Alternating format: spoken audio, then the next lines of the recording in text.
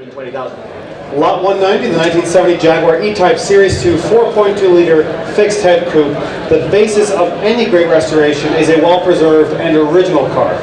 This car was just that. It had been driven only 12,000 miles from new and had been with the same architect in California for many, many years. From that starting point, the restoration by the marque specialist that worked on this car was absolutely superb, and it's been documented by a DVD process, step by step.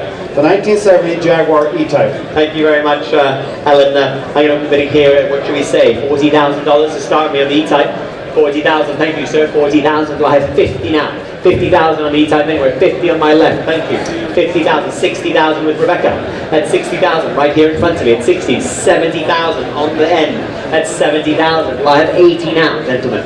I've got 80,000, thank you, closer to me at 80,000. 90 on the end, Jonathan.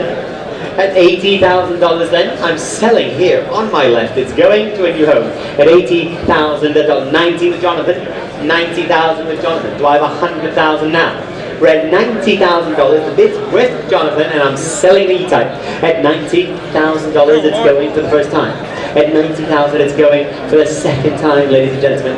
On my left, at $90,000, if we're all done, all finished at $90,000. So your car, 90,000